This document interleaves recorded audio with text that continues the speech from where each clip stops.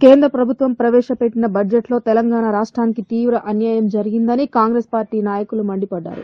కేంద్ర బడ్జెట్లో తెలంగాణ రాష్ట్రానికి జరిగిన అన్యాయానికి నిరసనగా మేడ్చల్ మండల కాంగ్రెస్ పార్టీ అధ్యక్షులు రమణారెడ్డి, మేడ్చల్ మున్సిపాలిటీ కాంగ్రెస్ పార్టీ అధ్యక్షులు శ్రీనివాసరెడ్డిల ఆధ్వర్యంలో కాంగ్రెస్ పార్టీ నాయకులు మేడ్చల్ పట్టణంలోని అంబేద్కర్ విగ్రహం వద్ద జాతీయ రహదారిపై ధర్నా నిర్వహించారు.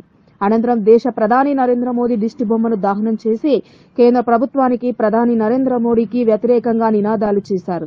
ఈ సందర్భంగా కాంగ్రెస్ పార్టీ నాయకులు మాట్లాడుతూ కేంద్రంలో పాలిస్తున్న బీజేపీ ప్రభుత్వం ఎప్పుడు తెలంగాణపై సవతి తల్లి ప్రేమ చూపిస్తుందన్నారు. బీజేపీ పార్టీకి సంబంధించిన 8 మంది ఎంపీలను తెలంగాణ రాష్ట్ర ప్రజలు గెలిపిస్తే బడ్జెట్లో తెలంగాణకు అన్యాయం చేశారన్నారు. బడ్జెట్ విషయంలో తెలంగాణ బీజేపీ ఎంపీలు ఏం చేస్తున్నారని, ప్రజలకు ఏం సమాధానం చెప్తారని ప్రశ్నించారు.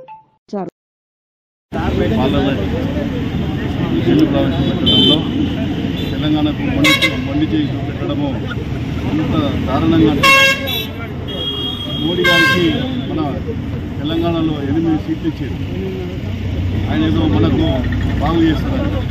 తెలంగాణ ఏం ప్రాబ్లం చేస్తుంది? ఎందుకు ఈరోజు మన కేంద్ర మంత్రులు 2 ఉన్నారు బీజేపీ, వాళ్ళు ఏం చేస్తున్నారు? మన ప్రజలు, మన ప్రజానీకానికి తెలంగాణలో మనం ఏమన్నా అన్యాయం చేసినామా, మనం తప్పు చేసినామా? వాళ్ళకు కూడా బీజేపీ రావాలని 8 సీట్లు ఇచ్చింది జనాలు తెలంగాణ ఏం తప్పు చేసింది? దానికి ఈరోజు మేడ్చల్ పట్టణంలో మండల్ కానీ మున్సిపల్ కానీ అందరూ కాంగ్రెస్ పార్టీ నాయకులము, మీరందరూ మన తెలంగాణకు నిన్న జరిగిన బడ్జెట్ సమావేశంలో దగా జరిగింది.